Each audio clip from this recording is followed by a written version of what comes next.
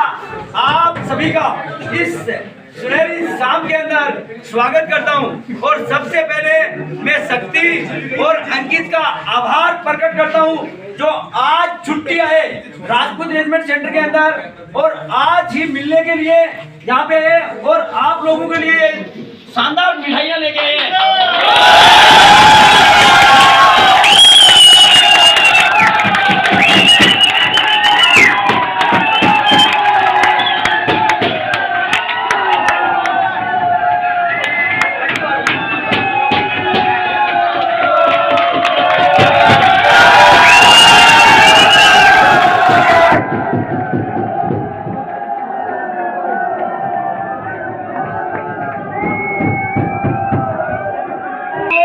इन बच्चों से सीखेंगे राजपूत रेजिमेंट सेंटर के अंदर अपना सचिन और शक्ति अंकित और श्रीपाल सारे के सारे बच्चों ने लगभग अपना बेसिक कंप्लीट कर लिया है।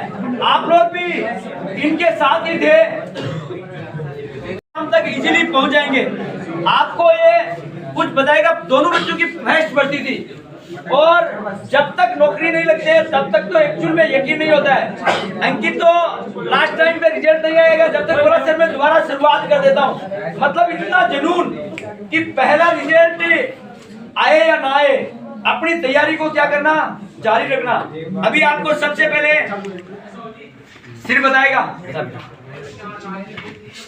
सर ने बहुत बढ़िया मेहनत करवाई और सर ने हमारा बहुत सपोर्ट किया और मोरल डाउन नहीं होने दिया। मोरल बहुत अप रखा और जैसे पेपर कैंसिल हुआ तो मतलब बोले कि मोरल अप रखना है अपना और मेहनत करनी है। और रात को सर हमारे साथ बैठ के पढ़ाते थे, मतलब रात को भी हम पढ़ते थे और सर ने हमको खूब सपोर्ट किया। पूरी रात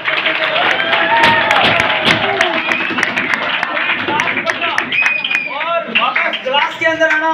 एक बार पेपर पोस्टपोन हो गया लेकिन फिर भी इन्होंने हार नहीं मानी। उन्होंने उस चीज को चैलेंज दिया कि नहीं अभी हमारे को अच्छा फायदा हो गया, जो चीजें हमें नहीं आ रही थी वो इन्होंने नहीं सीखी। अभी आपको अंकित बताएगा। मैं बस ये बताना चाहूँगा कि सबसे अच्छा मोटिवेशन पूरी दुनिया में कोई नहीं दे सकता।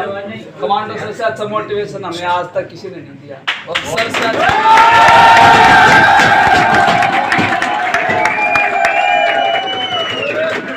और यहाँ के जो टीचर्स हैं उनसे अच्छा कोई नहीं पढ़ा सकता। आप कहीं भी चले जाओ, ऑल इंडिया में चले जाओ।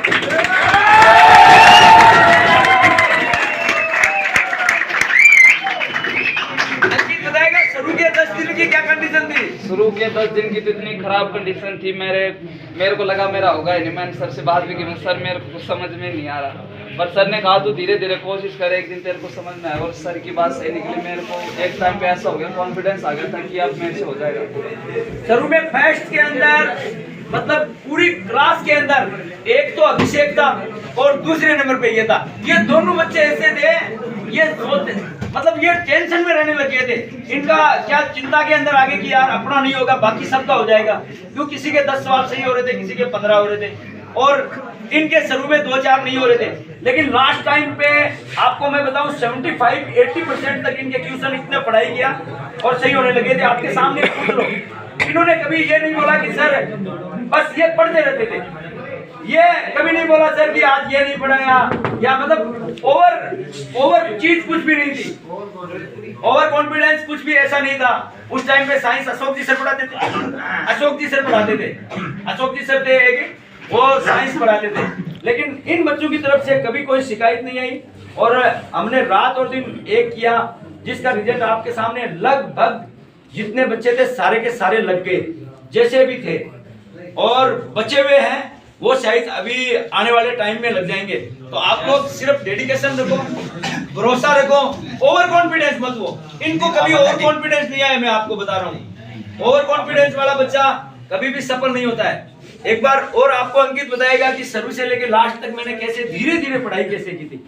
शुरुआत में जब आया तो थोड़ा परेशानी आई थी मेरे को, क्योंकि इंग्लिश मीडियम का था मैं और हिंदी में पढ़ने में थोड़ी दिक्कत आई थी। पर सर ने भी सपोर्ट किया हमें और सब ने, कमांडो सर ने भी हमें बहुत सपोर्ट किया कि धीरे धीरे पढ़ो, तुम सब कुछ हो जाएगा। धीरे धीरे हम पढ़ते गए, हमको रात तक पढ़ाते थे, यहाँ बैठे बैठे रात को सोने नहीं देते थे हमको, बोले सुबह तक पढ़ना है।